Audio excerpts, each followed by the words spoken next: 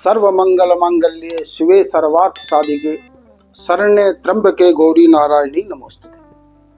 माँ परम शक्ति श्री सतगुरु भगवान के श्री चरणों में नमन करते हुए जो अंधकार को दूर करते हैं, जो सबका कल्याण करने वाली भगवती, जो हमारे शरीर में भी एक तरह से वास करती हैं और सारे जगत को चलाती है, उनको नमन करते हुए मैं पंडित संजय अत्री आपका यूट्यूब चैनल मित्रों आपका बहुत बहुत स्वागत करता हूं। तो आज हम बात करेंगे गुप्त नवरात्रों के बारे में।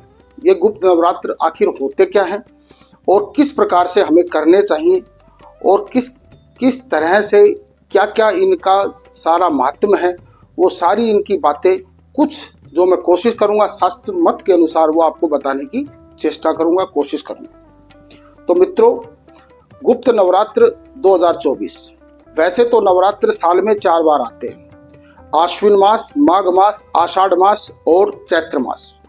अब इन 4 नवरात्रों में जो प्रकट नवरात्रे हैं, जो सांसारिक रूप से जो सभी लोग मनाते हैं, वो आश्विन मास के और चैत्र मास के शारदीय नवरात्रे जो हैं, और चैत्र मास के जो नवरात्र हैं वो प्रकट रूप से गृहस्थों के लिए विशेष रूप से फलदायी होते हैं, तो सभी लोग उन नवरात्रों को मनाते हैं। उसके अलावा माघ महीने में जो यह चल रहा है अभी, और आषाढ़ महीना, इन 2 महीनों में शुक्ल पक्ष जब आता है, कोई भी दोनों चारों में जब शुक्ल पक्ष आता है, शुक्ल पक्ष की प्रतिपदा से लेकर के और नवमी तक ये नवरात्र होते हैं।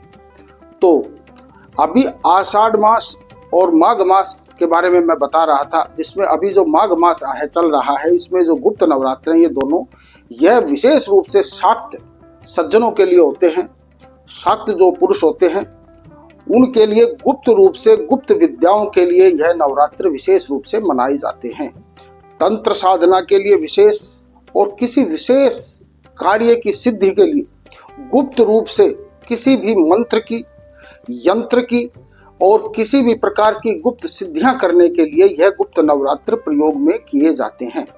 सांसारिक रूप से ज्यादातर लोग इन नवरात्रों को नहीं करते हैं, लेकिन फिर भी अगर सांसारिक व्यक्ति यानी गृहस्थ व्यक्ति भी इन नवरात्रों को करे तो वह किसी भी प्रकार की सिद्धि आदि ना करे। अगर करें किसी मंत्र की सिद्धि या विशेष कामना के लिए अगर वह सांसारिक व्यक्ति, गृहस्थ व्यक्ति करते हैं, तो उनको किसी अच्छे गुरु, ब्राह्मण और उनका आशीर्वाद लेकर के और उनसे उपदेश और सारी जानकारी लेकर के उनके सानिध्य में ही यह नवरात्र आदि का जो प्रयोग है वो करें, नहीं तो कई बार हानि हो जाती है मित्रों। तो हमें गुरु शरण में यानी जो जानकार हैं उनके आधिपत्य में रह करके हमें इन गुप्त नवरात्रों में विशेष साधना आदि करनी चाहिए, वरना हम सौम्य रूप से यानी सरल रूप से, सादे रूप से भी हम पूजा करें तो हमें फिर कोई हानि नहीं हो।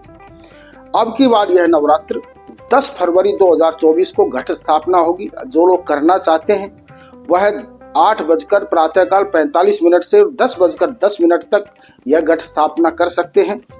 वैसे तो इसमें नव दुर्गा की पूजा होती है नवरात्रों में, लेकिन इन गुप्त नवरात्रों में माँ भगवती के अंग से प्रकट हुई 10 महाविद्या, जैसे काली माँ, तारा माँ, त्रिपुर सुंदरी, माँ बगलामुखी, माँ भैरवी आदि जो 10 महाविद्या है, वह भगवती के शरीर से जो प्रकट हुई, उनकी इन नवरात्रों में, गुप्त नवरात्रों में विशेष साधना और पूजा अर्चना की जाती है। जो लोग इसको करने वाले हैं, शाक्त भक्त हैं या विशेष सिद्धियां प्राप्त करना चाहते हैं, वो कर सकते हैं। उसके अलावा साधारण व्यक्तियों के लिए, हमारे जैसे गृहस्थी व्यक्तियों के लिए क्या करना चाहिए?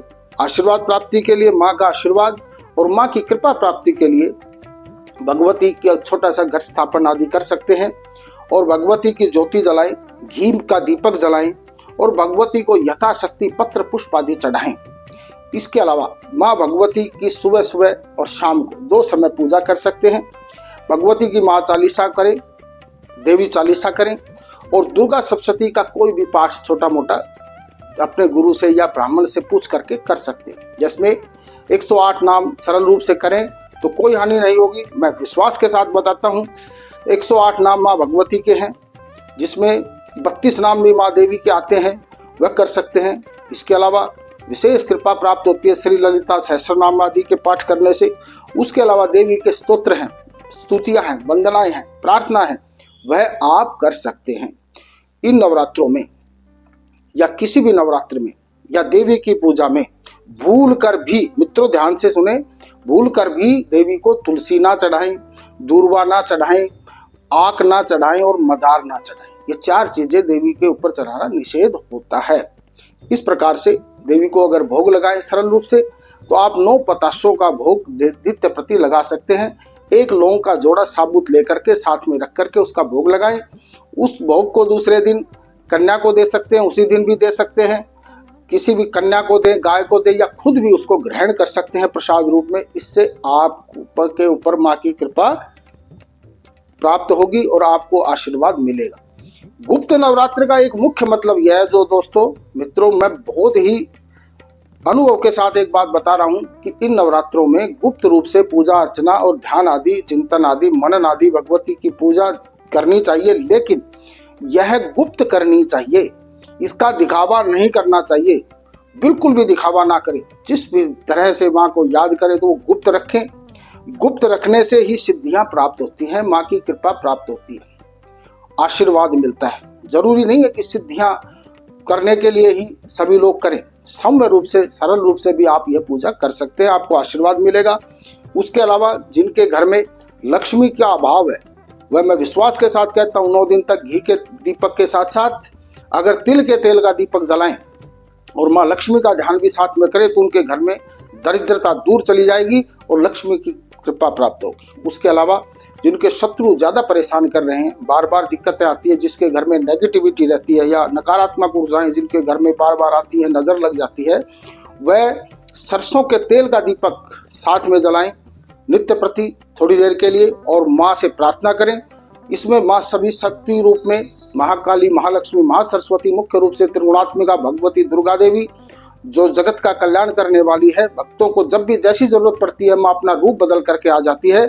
तो मित्रों इस तरह से यह दीपक आप जला करके, घी का दीपक जरूर जलाएं। उसके अलावा पत्र, पुष्प आदि, फल आदि और जो भी आपको जैसी भी सामर्थ्य हो, जैसी सरलता से आप चढ़ा सकते वह करें, तो भगवती की आपको कृपा प्राप्त होगी। गुप्त नवरात्र का मतलब फिर से बता दूं, जैसा कि दुर्गा सप्तशती में कहा गया है, भगवान शिव ने माँ पार्वती से कहा था, सिद्ध कुंजिका स्तोत्र में कहा गया है, जिस तरह से एक लाइन लिखी है कि गोपनीयम प्रयत्नेन स्वयं पार्वती, हे भगवती पार्वती, जिस प्रकार से गुप्त रखने वाली जो वस्तुएं हैं उनको गुप्त रखना चाहिए, इसी तरह से इन नवरात्रों में अगर पूजा की जा रही है, कोई भी ध्यान किया जा रहा है, माँ से प्रार्थना की जा रही है, उस शक्ति का ध्यान किया जा रहा है, तो वह गुप्त रूप से होना चाहिए।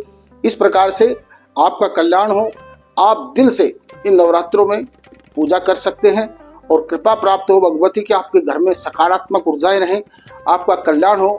और मुख्य रूप से अगर आप यह नवरात्र करते हैं, पूजा करते हैं, तो आपको ब्रह्मचर्य का पालन करना चाहिए। 9 दिन तक हो सके तो जमीन में सोएं, नहीं तो कम से कम ब्रह्मचर्य का पालन करें और शुद्ध खान पान रखें।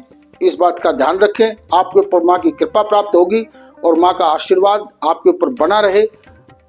और इसी तरह से आप हमारे YouTube चैनल सत्य संदेश पर जुड़े रहें। और भी कोई अगर आपको जानकारी चाहिए तो आप हमारे कमेंट्स बॉक्स में आएँ, लिखें और हमसे चर्चा करते रहें। और सब मित्रों को जोड़ें, सब्सक्राइब करें और मित्रों को जोड़ते रहें, परिवार बढ़ाते रहें अच्छी अच्छी जानकारियों के साथ। सब भक्तों का कल्याण हो, माँ भगवती से यही प्रार्थना करते हुए जय माता की।